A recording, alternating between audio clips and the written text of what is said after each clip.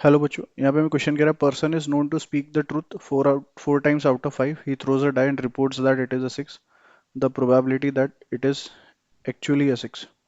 So let's say S1 हमारा event है that is six occurs और S2 हमारा इवेंट है that is six does not occur.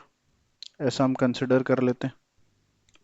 Now six होने की प्रोबेबिलिटी कितनी है 1/6 और सिक्स न होने की प्रोबेबिलिटी बेसिकली कितनी होगी 5/6. नाउ एक्चुअली यहाँ पे बोल रहा है कि person is known to speak truth four times out of five, right, and he throws a die and reports that it is a six. So basically S1 हुआ है. नाउ इस बात की क्या प्रोबेबिलिटी है कि actually it was a six. So अगर हम यहाँ पे ऐसा मान लें कि एक काम करते हैं, कंसिडर कर लेते हैं कि let's say E be the event that he report six. E हमारा जो इवेंट है that is reports six by the person. Now person के सच बोलने की probability four times out of five है, राइट.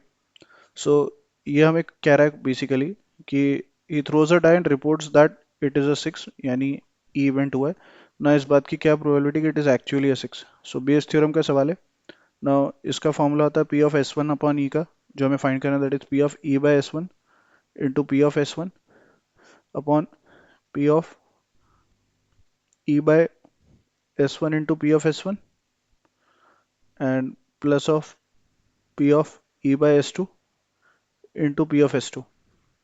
बेस थ्योरम का एप्लीकेशन है ये, right. So P of S1 हमारा 1/6 है और बेसिकली सिक्स आया है और वो रिपोर्ट कर रहा है, तो that means it is with the probability 4/5. और नीचे भी आएगा 1/6 into 4/5 and plus 5/6 into. Now basically नहीं आया और वो रिपोर्ट कर रहा है, यानी वो झूठ बोल रहा है, so that is with the probability 1/5. So six into five तो पूरे से हमारा क्या हो जाएगा, कैंसिल. और रिक्वायर्ड प्रोबेबिलिटी आ रही है 4/4 + 5 विच इज़ 9.